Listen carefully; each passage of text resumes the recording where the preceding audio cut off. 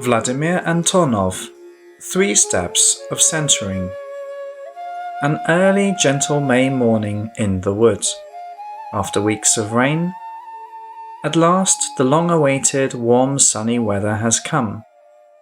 We are in a cozy clearing among pine forests. Campfire has been built on the old fireplace, harmoniously warms our bodies, while the sun's heat has not yet taken over this function. Birds are singing their spring songs. Black thrushes, robins, woodpeckers, also lek, trill with their beaks, hitting them on the tops of dry pines.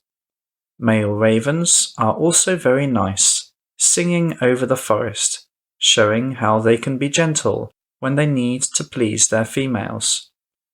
Flocks of swans and geese fly.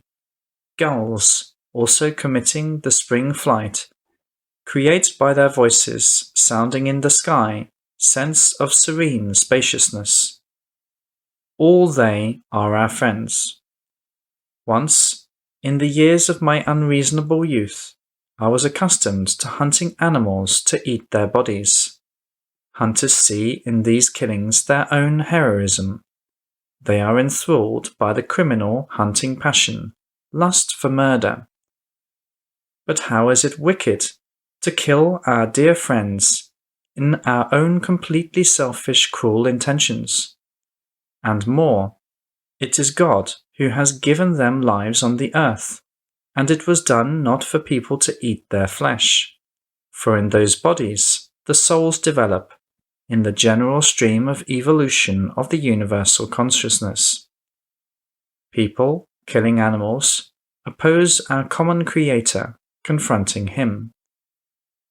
We may consider our right to kill aggressive and dangerous creatures, ticks, mosquitoes, horseflies, sharks, crocodiles, dangerous to us snakes and mammals, even primitive people firmly committed to the path of cruelty, violence, and murders.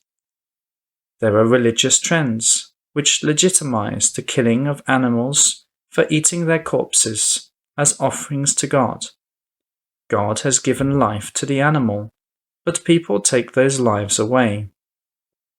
Also, people kill and cripple plants in vain.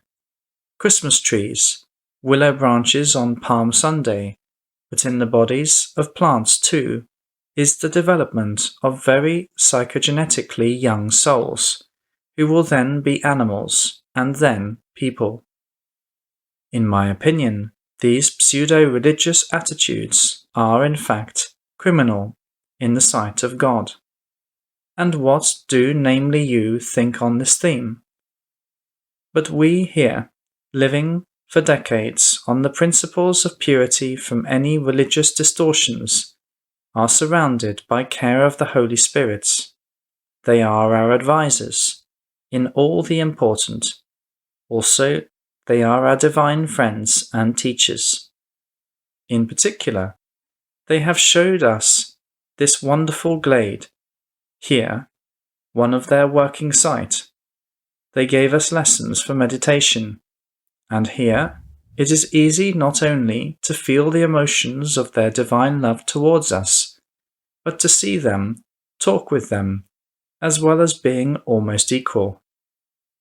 If here one lies on the back, spreading out arms not only material, but the arms of the developed spiritual heart, then, with just a single stroke of these arms of consciousness, it is easy to dive into the united we of Holy Spirits.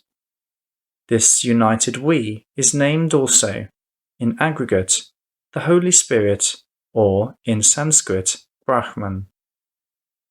Having submerged in Him, we turn for a long time to the state of total reciprocity, Nirodhi, which was studied by us long ago.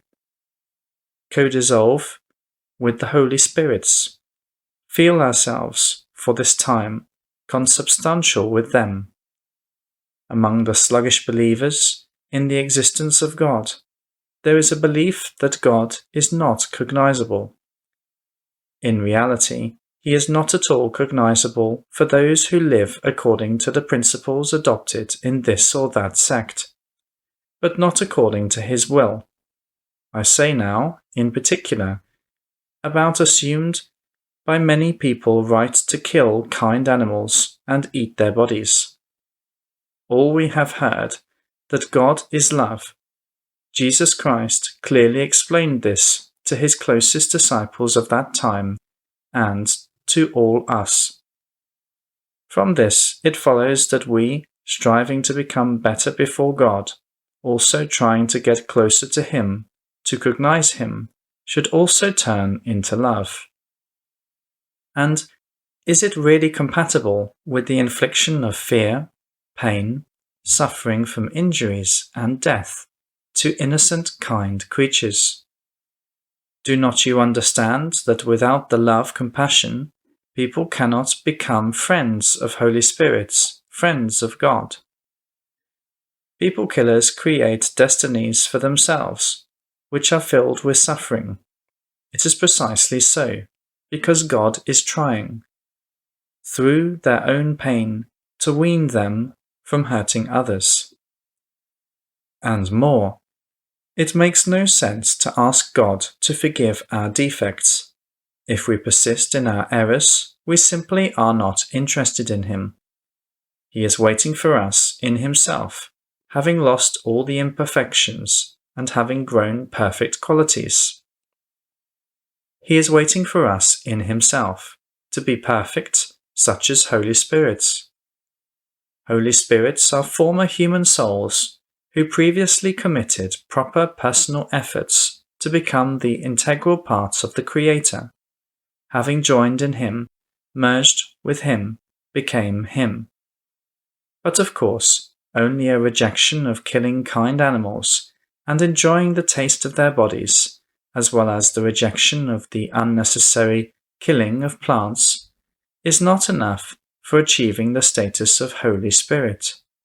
What more does it need? To acknowledge the existence of God, this is not enough as well. Much becomes clear to us if we realize that God does not exist for us. If not, it follows that we have the right to ask and demand from him any benefits for ourselves. But in reality, we live for him. He is waiting for us in himself as the perfect consciousnesses, for we enrich him by ourselves. It is for this he created the material world and started souls up to improve themselves in series of incarnations. But this knowledge can be realized only if we replace our self-centrism to God-centrism, and if we will live not only for the sake of ourselves but for him. Almost in each of the previously published books, I have considered this issue in detail. See the list of references at the end. Now I will remind very briefly that the divine perfection consists of the following components: love, which includes compassion, caring, forgiveness, tenderness, self-sacrificing, subtlety of consciousness, lack of self-centrism, the ability to merge into one with other developed consciousnesses, wisdom, including the breadth of knowledge about the most important, the ability to operate with this knowledge, to create anew on this basis, power, subtle, gentle, wise, serving to further evolution of the universal consciousness, i.e., evolution of God who exists in the process of continuous development.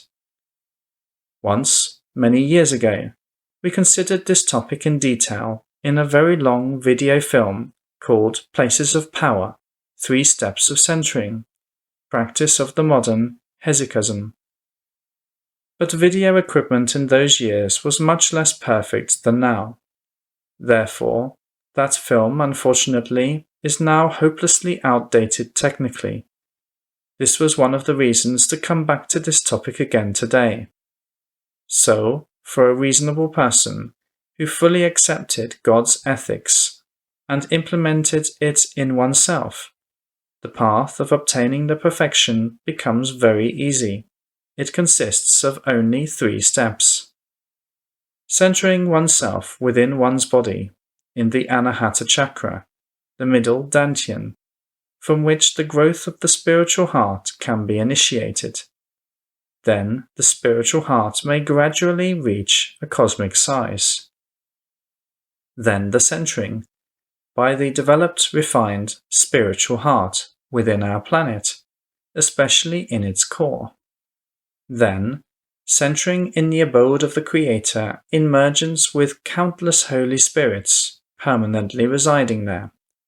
From the already acquired divine status, the Holy Spirits help in the development of embodied beings, and sometimes they even incarnate again, with the same aim, in human bodies. It is possible to get acquainted with the techniques of such self-transformation in our books.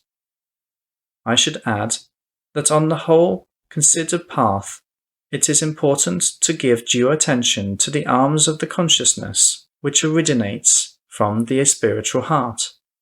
With their help, we can move in multidimensional space, in particular, moving from one layer, eon, loka, to another. Also, with such developed arms, we learn to embrace first our favorite embodied beings. Then, each of our divine teachers, Holy Spirits. Further, to embrace all them together, to join with them forever in the united we. Initial development of the arms of the spiritual heart may be helped with the elementary psychophysical exercises described in the books, and shown in the films Spiritual Heart and Psychical Self-Regulation. Then we master the methods of work on the open landscapes. There, if we have become worthy, the Holy Spirits are sure to come to aid and lead us in their abode, the abode of the Creator.